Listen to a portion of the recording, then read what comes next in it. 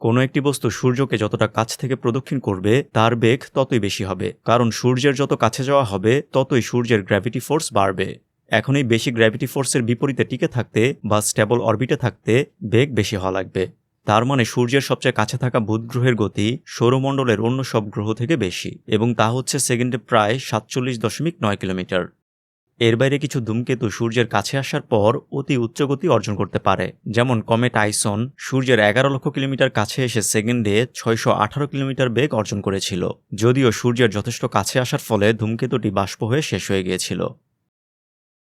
এখন আমরা যদি এমন কোনো বস্তু দেখতে পাই যা জুপিটার যতটা দূরে রয়েছে ততটা দূরে থাকতেই বুধ গ্রহের গতির 1.5 থেকে দ্বিগুণ গতিতে গতিশীল থাকে, সেক্ষেত্রে বস্তুটির আচরণ কিভাবে ব্যাখ্যা করা যায়? আসলে এমন আচরণ একমাত্র ওই বস্তুতেই দেখা সম্ভব যা আমাদের সৌরমণ্ডলের বাইরে থেকে আসবে, অর্থাৎ অন্য কোনো সৌরমণ্ডলের বস্তু যখন আমাদের সৌরমণ্ডলে আসবে তখন সেটাতে আগে থেকেই অতি উচ্চগতি থাকবে, যার ফলে আমাদের সূর্যের যথেষ্ট দূরে থাকতেই ওই বস্তুতে উচ্চগতি দেখা যাবে। এখন প্রশ্ন হচ্ছে, এমন কোনো বস্তু কি মানুষ এখন পর্যন্ত ডিটেক্ট করতে পেরেছে? উত্তর হচ্ছে হ্যাঁ, পেরেছে। যার মধ্যে একটি হচ্ছে সাম্প্রতিক 3i অ্যাটলাস। এমনকি এটি এলিয়েনদের পাঠানো বস্তু এমন কথাও সামনে এসেছে। মানুষ এখন পর্যন্ত কতগুলো ইন্টারস্টেলার অবজেক্ট বা আমাদের সৌরমণ্ডলের বাইরের বস্তু ডিটেক্ট করেছে, সেগুলোর গতিপথ, বেগ, শেপ কেমন ছিল এবং এদের সাথে এলিয়েনের সম্পৃক্ততা, এমন কিছু বিষয় নিয়ে আজকের ভিডিও। আমি জুম্মান আছি আপনাদের সাথে, আপনারা দেখছেন বিজ্ঞান পাইসি।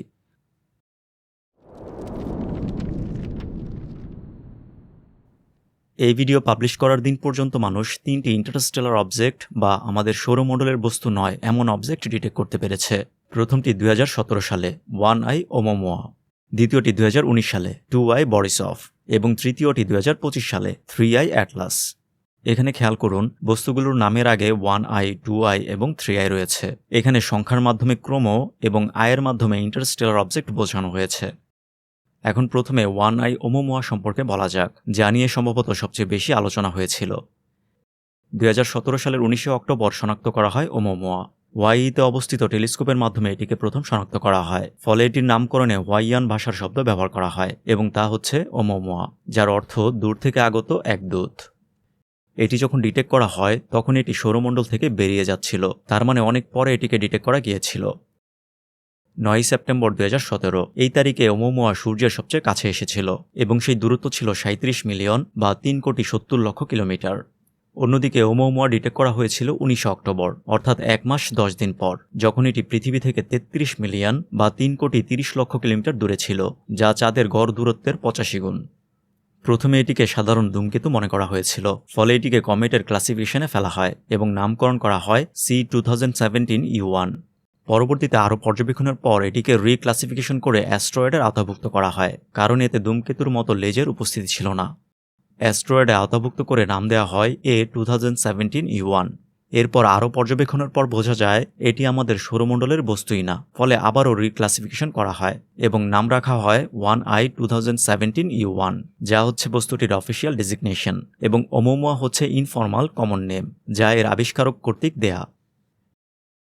এখন একটি সাধারণ প্রশ্ন সামনে আসবে এবং সেটা হচ্ছে, ওমোমোয়া যে আমাদের সৌরমণ্ডলের বস্তু নয় সেটা কিভাবে বোঝা গেল? ওমোমোয়া যখন সৌরমণ্ডল থেকে চলে যাচ্ছিল, অর্থাৎ যখন আমরা এটিকে ডিটেক্ট করেছি, তখন এর বেগ ছিল সেকেন্ডে 26 কিলোমিটার এবং সূর্যের সবচেয়ে কাছে থাকা অবস্থায় বেগ ছিল সেকেন্ডে প্রায় 88 কিলোমিটার। এখন ওমোমোয়া সূর্যের সবচেয়ে কাছে যাওয়া পয়েন্টের ক্ষেত্রে এসকেপ ভেলোসিটি হচ্ছে সেকেন্ডে 83 কিলোমিটার, অর্থাৎ এই পয়েন্টে কোনো বস্তুর বেগ যদি সেকেন্ডে 83 কিলোমিটার হয় তবে এটি সূর্যের গ্র্যাভিটির আওতায় থাকবে না, বরং সৌরমণ্ডল থেকে বেরিয়ে যাবে। সেখানে ওমোমোয়ার বেগ ছিল সেকেন্ডে 87 কিলোমিটার। আমাদের সৌরমণ্ডলের ভেতরে থাকা বস্তু বা সূর্যের গ্র্যাভিটির আওতায় থাকা বস্তুর এত উচ্চ গতি অর্জন করা সম্ভব নয়, তার মানে ওমোমোয়া সৌরমণ্ডলের বাইরে থেকে এসেছে এবং আমাদের সৌরমণ্ডলে প্রবেশের সময়ই যথেষ্ট বেগ নিয়ে প্রবেশ করেছে। উচ্চ বেগের পাশাপাশি ওমোমোয়ার কক্ষপথের গতিপথ থেকেও বোঝা যায় ওমোমোয়া সৌরমণ্ডলের বাইরে থেকে আসা বস্তু। কোনো একটি বস্তুর অরবিট শেপ বা গতিপথ কেমন তা বোঝার জন্য এক্সেন্ট্রিসিটি নামক একটি বিষয় রয়েছে। যারা বিজ্ঞান বিভাগ থেকে উচ্চ মাধ্যমিক পাশ করেছেন কিংবা পড়ছেন তারা এক্সেন্ট্রিসিটি বিষয়টি ইতিমধ্যে জেনেছেন। তবে এখানে গাণিতিক বিষয়ে না গিয়ে এক্সেন্ট্রিসিটি এর সাথে অরবিট শেপের সম্পর্ক বলা যাক। এর মান যদি 0 হয় তবে সেটি একটি পারফেক্ট বৃত্ত নির্দেশ করবে। এর মান 0 থেকে যত বাড়বে বৃত্তটি ততই উপবৃত্তাকার বা ইলেপটিক্যাল শেপ ধারণ করবে। সহজ করে বললে বৃত্তের শেপ চ্যাপ্টা হতে থাকবে। এভাবে এর মান 1 কিংবা তার চেয়ে বেশি হলে তার বৃত্ত থাকবে না। সেক্ষেত্রে লাইনটি কতটা বেঁকেছে তা দেখানো যাবে। যেমন উপবৃত্তের এই অংশে আমরা রেখাটি কতটা বেঁকেছে তা দেখতে পাচ্ছি। সেমভাবে এর মান 1 বা তার চেয়ে বেশি হলে শুধুমাত্র এই বক্রতা দেখা যাবে। তার মানে এই ক্ষেত্রে একটি চক্রাকার বা আবদ্ধ রেখা পাওয়া যাবে না, এর পরিবর্তে একটি মুক্ত রেখা পাওয়া যাবে। E=1 হলে একে বলে প্যারাবোলা। এর মান 1-এর চেয়ে বেশি হলে তাকে বলে হাইপারবোলা। ওমুমুয়ার ক্ষেত্রে যে কক্ষপথ বা অরবিট পাওয়া গিয়েছে তার এক্সেন্ট্রিসিটি ছিল 1.2, তার মানে হাইপারবোলিক অরবিট। এখন আগেই বলেছি হাইপারবোলার ক্ষেত্রে আবদ্ধ বৃত্তাকার পথ থাকবে না, তার মানে ওমুমুয়া সূর্যকে প্রদক্ষিণ করবে না। সূর্যের আওতায় থাকা সকল বস্তুই সূর্যকে প্রদক্ষিণ করে, জাস্ট বস্তুর অবস্থান এবং বেগ অনুযায়ী অরবিট শেপ লো ইলিপ্টিক্যাল থেকে হাইলি ইলিপ্টিক্যাল হয়ে থাকে। এখন বস্তুর অরবিটে যতটা ইলিপ্টিক্যাল হোক না কেন বস্তুটির গতিপথ হবে আবদ্ধ, তার মানে একটি নির্দিষ্ট পথে চক্রাকার গতিতে চলবে। এখন ওমুমুয়ার হাইপারবোলিক অরবিট বলে দেয় যে এটি সূর্যের আওতায় থাকা বস্তু নয়, কারণ এর কক্ষপথ সূর্যের চারদিকে আবদ্ধ নয়। সুতরাং এটা নিশ্চিতভাবেই বলা যায় ওমুমুয়া অন্য কোনো সোলার সিস্টেম থেকে আমাদের সোলার সিস্টেমে প্রবেশ করেছে। বস্তুর বেগ এবং অরবিট শেপ এই দুইটি বিষয় লক্ষ্য করলেই বস্তুটি আমাদের সোলার সিস্টেমের নাকি অন্য কোনো সোলার সিস্টেমের সেটা বলা যায়। এর বাইরেও আরও কিছু বিষয় রয়েছে, তবে বেগ এবং অরবিট শেপই হচ্ছে গুরুত্বপূর্ণ প্রমাণ বা গুরুত্বপূর্ণ বিষয়। ওমুমুয়া ডিটেক্ট করার পর তা থেকে আসা প্রতিফলিত আলো ছিল যথেষ্ট আশ্চর্যের। প্রতি 7 ঘন্টার ব্যবধানে প্রতিফলিত আলো ব্রাইট এবং ডিম হচ্ছিল, যা থেকে বোঝা যায় বস্তুটি গোলাকার ছিল না। ওমুমুয়ার একটি লং এবং একটি শর্ট সাইড রয়েছে, যার ফলে প্রতিফলিত আলোতে উজ্জ্বলতার পার্থক্য দেখা যাচ্ছে, এবং উজ্জ্বলতার পার্থক্য যেহেতু নির্দিষ্ট সময়ের ব্যবধানে দেখা যাচ্ছে সেহেতু ওমুমুয়া অবশ্যই রোল করছে বা ঘুরছে। দীর্ঘ পর্যবেক্ষণের পর জানা যায় ওমুমুয়া দেখতে সিলিন্ডার আকৃতির বা সিগারেট আকৃতির, যা ছিল অস্বাভাবিক। ওমুমুয়ার রোটেশনের ফলে যখন লম্বা অংশ থেকে আলো প্রতিফলিত হয় তখন উজ্জ্বল, এবং যখন সামনের ছোট অংশ থেকে আলো প্রতিফলিত হয় তখন কম উজ্জ্বল দেখায়। এখন আপনার মনে প্রশ্ন আসতে পারে, ওমুমুয়া যদি আমাদের সোলার সিস্টেমের অবজেক্ট না হয়ে থাকে তবে কোথা থেকে কিংবা কোন সোলার সিস্টেম থেকে ওমুমুয়া এসেছিল? আসলে এই প্রশ্নের উত্তর শতভাগ নিশ্চয়তার সাথে দেওয়া সম্ভব নয়। ওমুমুয়ার গতিপথ পর্যবেক্ষণ করে ওমুমুয়ার অরিজিন স্টার সিস্টেম সম্পর্কে ধারণা করা যেতে পারে এবং তা বেগা স্টারকে নির্দেশ করে। তবে এটি নিশ্চিত করে বলা সম্ভব নয় যে ওমুমুয়া বেগা স্টার সিস্টেম থেকেই এসেছে। এর পরিবর্তে ওমুমুয়া বেগা স্টারের দিক থেকে আমাদের সোলার সিস্টেমে প্রবেশ করেছে, এটা বলা সবচেয়ে বেশি যৌক্তিক হবে। ওমুমুয়া সম্পর্কে খুব ডিটেলভাবে জানা আসলে সম্ভব ছিল না।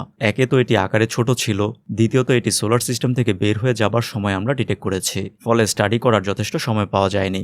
তৃতীয়ত এটি পৃথিবী থেকে যথেষ্ট দূরে ছিল।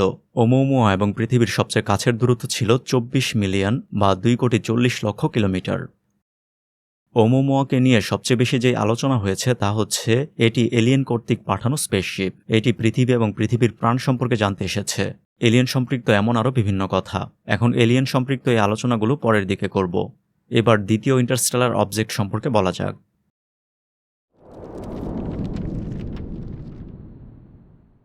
2019 সালের 30শে আগস্ট আবিষ্কার হয় 2I বরিসভ। রাশিয়ার শৌখিন জ্যোতির্বিদ বরিসভ একটি অস্বাভাবিক গতিপথের ধূমকেতু লক্ষ্য করেন, যার গতি ব্যাকগ্রাউন্ড স্টারের তুলনায় যথেষ্ট বেশি ছিল। পরবর্তীতে আরও বিস্তারিত বিশ্লেষণের মাধ্যমে দেখা যায় এর গতিপথ ছিল হাইপারবলিক, তার মানে বস্তুটি সৌরমণ্ডল ছেড়ে চলে যাবে।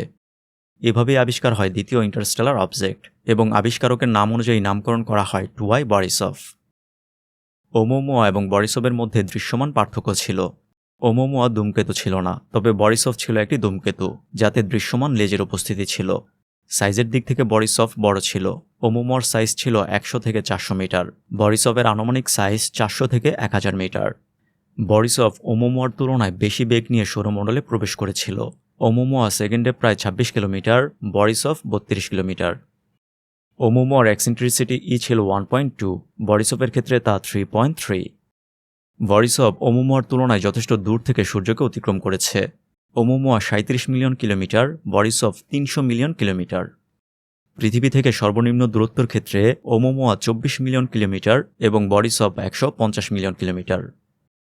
বরিসভ নিয়ে ওমুমুয়ার মতো যথেষ্ট আলোচনা হয়নি, কারণ এটি দেখতে সাধারণ ধূমকেতুর মতো ছিল। এর আকার এবং গঠনে তেমন ভিন্নতা বা অস্বাভাবিকতা ছিল না। এবার সাম্প্রতিক সময়ে ডিটেক্ট করা তৃতীয় মহাজাগতিক বস্তু 3I অ্যাটলাস সম্পর্কে বলা যাক।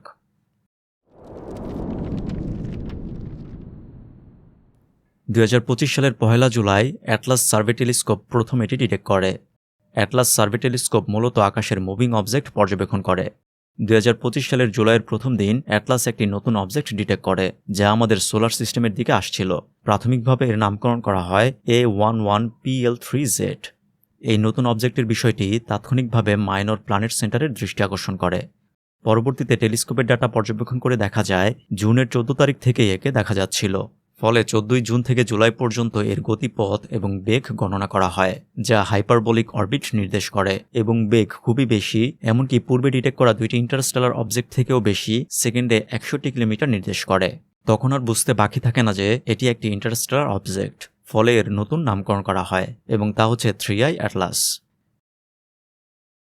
এটি হচ্ছে হাবল টেলিস্কোপে তোলা 3i অ্যাটলাসের ছবি, যা 21শে জুলাই তোলা হয়েছিল, যখন এটি পৃথিবী থেকে 446 মিলিয়ন বা 44 কোটি 60 লক্ষ কিলোমিটার দূরে ছিল। পরবর্তীতে 6ই আগস্ট JWST এর নিয়ার ইনফ্রারেডের মাধ্যমে 3i অ্যাটলাসের কম্পোজিশন পর্যবেক্ষণ করা হয়, যেখানে কার্বন মনোক্সাইড এবং কার্বন ডাইঅক্সাইডের পরিমাণ বেশি পাওয়া যায়, সেই সাথে পানির উপস্থিতিও পাওয়া যায়। তবে পানির তুলনায় কার্বন ডাইঅক্সাইডের পরিমাণ ছিল প্রায় 8 গুণ বেশি, যা ধূমকেতুর বিবেচনায় বেশি। তবে 3i অ্যাটলাসের সার্বিক আচরণ দেখে বোঝা যায় এটি একটি ধূমকেতু।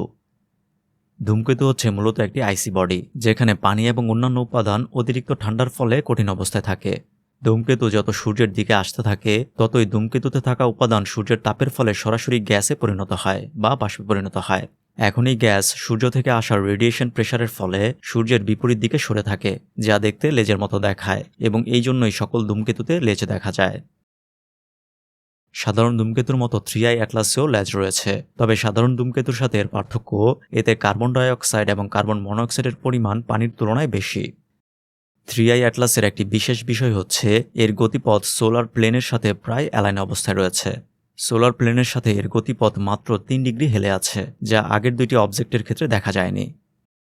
29 অক্টোবর 2025 3i অ্যাটলাস সূর্যের সবচেয়ে কাছে এসেছিল এবং সেই দূরত্ব ছিল 203 মিলিয়ন বা 20 কোটি 30 লক্ষ কিলোমিটার। এই সময় 3i অ্যাটলাস সবচেয়ে বেশি অ্যাক্টিভ ছিল, কিন্তু পৃথিবী থেকে বিষয়গুলো সরাসরি অবজার্ভ করার সুযোগ ছিল না, কারণ ওই সময় পৃথিবী এবং 3i অ্যাটলাস সূর্যের দুই বিপরীত দিকে অবস্থান করছিল। ফলে সূর্যের আলোর প্রভাবে 3i অ্যাটলাসকে ভালোভাবে পর্যবেক্ষণ করা যায়নি। তবে সেই সময় মঙ্গল গ্রহ থেকে অ্যাটলাসের দূরত্ব খুবই কম ছিল, মাত্র 2.7 মিলিয়ন কিলোমিটার। মঙ্গল হচ্ছে এমন একটি গ্রহ যেখানে এখন পর্যন্ত সবচেয়ে বেশি স্পেসক্রাফট পাঠানো হয়েছে। তার মানে মঙ্গল থেকে তুলনামূলক অনেক কাছ থেকে 3i অ্যাটলাসকে দেখার সুযোগ ছিল। এটি হচ্ছে মঙ্গল পৃষ্ঠে থাকা পার্সিভিয়ারেন্স রোভারের ক্যামেরায় তোলা 3i অ্যাটলাসের ছবি। অবশ্য এই রোভারের ক্যামেরা দূরের বস্তুর ছবি তোলার জন্য উপযোগী নয়। রোভারের ক্যামেরায় এক মুহূর্তের ক্ষেত্রে ছবি ছিল এমন, এবং 30 সেকেন্ড এক্সপোজারে তোলা বেশ কিছু ছবির সম্মিলিত ছবি হচ্ছে এমন।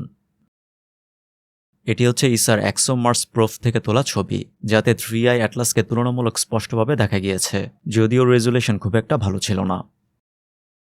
মঙ্গলে থাকা সবচেয়ে পাওয়ারফুল টেলিস্কোপ হচ্ছে মার্স রিকনেসান্স অরবিটার। এটি দিয়ে 3i অ্যাটলাসের এই ছবি পাওয়া গিয়েছে, যা থেকে 3i অ্যাটলাসের তুলনামূলক অনেক বেশি পরিমাণ ডেটা পাওয়া গিয়েছে। সূর্যের সবচেয়ে কাছে আসার প্রায় 20 দিন পর 19শে ডিসেম্বর 3i অ্যাটলাস পৃথিবীর সবচেয়ে কাছাকাছি এসেছিল, এবং সেই দূরত্ব 270 মিলিয়ন বা 27 কোটি কিলোমিটার।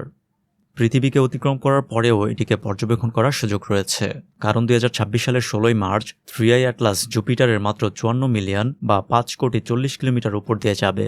এখন জুপিটারেও মানুষের পাঠানো বেশ কিছু স্পেসক্রাফট রয়েছে। এর মধ্যে জুনো স্পেসক্রাফট প্রায় 1 দশক যাবৎ জুপিটার এবং এর চাঁদ পর্যবেক্ষণ করছে। এর মাধ্যমে 3i অ্যাটলাসের শেষ ছবি তোলা সম্ভব। এরপরে এটি হারিয়ে যাবে মহাজাগতিক অন্ধকারে।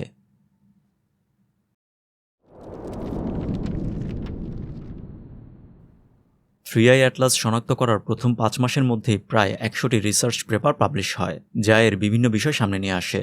এই সকল পেপারের মধ্যে কিছু পেপার রয়েছে যেখানে 3i অ্যাটলাসের কিছু আপাত অস্বাভাবিক আচরণ কিংবা আমাদের অপর্যাপ্ত ডেটাকে টার্গেট করে এলিয়েন সম্পৃক্ত বিভিন্ন বিষয় সামনে নিয়ে আসতে চায়। সহজ কথায় এলিয়েন সম্পৃক্ত বিভিন্ন সম্ভাবনার বিষয় সামনে আনেন। এদের মধ্যে বিশেষভাবে উল্লেখযোগ্য ব্যক্তিটি হচ্ছেন হার্ভার্ড বিশ্ববিদ্যালয়ের ডক্টর এবি লব। তিনিই প্রথম 3i অ্যাটলাসকে ভিন্ন গ্রহের বুদ্ধিমান প্রাণী অর্থাৎ এলিয়েনদের স্পেসশিপ হতে পারে বলে উল্লেখ করেন, যা পরবর্তীতে মিডিয়া অতিরঞ্জিত এবং ফলাওভাবে প্রচার করে। এবি লব এলিয়েন সম্পর্কে একটু বেশি অবসেসড। প্রথমে উল্লেখ করা 1i ওমোমোয়া এবং 2i বডিসবের ক্ষেত্রেও এবি লব একই সম্ভাবনার কথা বলেছিলেন, যার ফলে এইসব বিষয় নিয়ে সায়েন্স কমিউনিটিতে তিনি কিছুটা বিতর্কিতও বটে। যাই হোক, আপাতত বিজ্ঞানীরা অবজারভেশনের মাধ্যমে যতটুকু জেনেছেন তাতে 1i ওমোমোয়া, 2i বরিসভ কিংবা 3i অ্যাটলাস কোনোটি ভিন্ন গ্রহের বুদ্ধিমান প্রাণীর পাঠানো স্পেসশিপ নয়, বরং আর সকল বস্তুর মতোই স্বাভাবিক বস্তু। জাস্ট এগুলো আমাদের সৌরমণ্ডলের বস্তু নয়, এদের অরিজিন অন্য কোনো সোলার সিস্টেম। আগেও হয়তো বহু ইন্টারস্টেলার অবজেক্ট আমাদের সৌরমণ্ডলে প্রবেশ করেছে, আবার বেরিয়ে গিয়েছে, যা মানুষ দেখতে কিংবা শনাক্ত করতে পারেনি। তবে বর্তমানে যথেষ্ট উন্নত প্রযুক্তি সম্পন্ন টেলিস্কোপ রয়েছে। ভবিষ্যতে আরও উন্নত টেলিস্কোপ আসবে, যা ইন্টারস্টেলার অবজেক্টকে ডিটেক্ট করা আরও সহজ করবে। এখন দেখা যাক পরবর্তী ইন্টারস্টেলার অবজেক্ট অর্থাৎ 4IX কবে শনাক্ত করা যায়। এবার ইন্টারস্টেলার অবজেক্টের তোলা ছবির ব্যাকগ্রাউন্ডে এমন লম্বা লাইন কেন থাকে তা বলে ভিডিও শেষ করা যাক।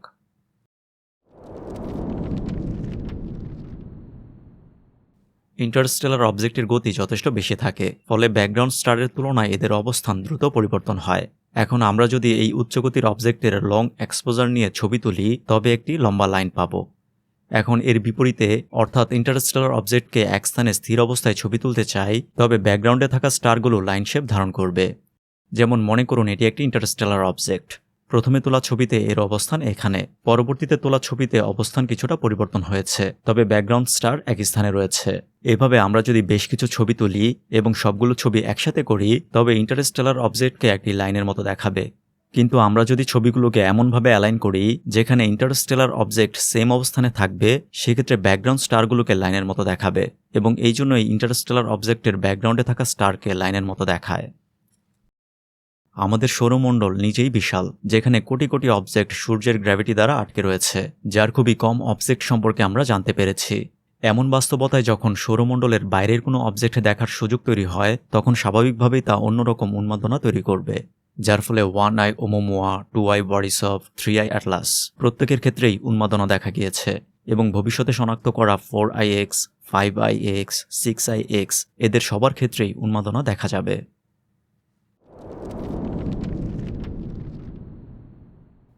বাংলাদেশে সংঘটিত প্রাকৃতিক দুর্যোগের মধ্যে কমন একটি দুর্যোগ হচ্ছে ভূমিকম্প। এমন ক্ষেত্রে অনেকের মনে প্রশ্ন তৈরি হয়, ভূমিকম্প ঠিক কোন স্থানে সংঘটিত হয়েছে তা মানুষ কিভাবে নির্ধারণ করে? এর বাইরে ভূমিকম্প কতটা গভীরে সংঘটিত হয়েছে সেটাই বা কিভাবে নির্ধারণ করে? সেই সাথে ভূমিকম্পের সময় ভূমি কতটা কেঁপেছে অর্থাৎ রিক্টার স্কেলে কিভাবে মাত্রা নির্ধারণ করা হয়? আবার ভূমিকম্পের সময় সংঘটিত লিকুইফেকশন ইফেক্ট কি? এমন বেশ কিছু প্রশ্নের উত্তর জানতে এই ভিডিওটি দেখতে পারেন। ভিডিও ভালো লাগলে বিজ্ঞান পাইসি পরিবারে যুক্ত হয়ে সাথে থাকতে পারেন।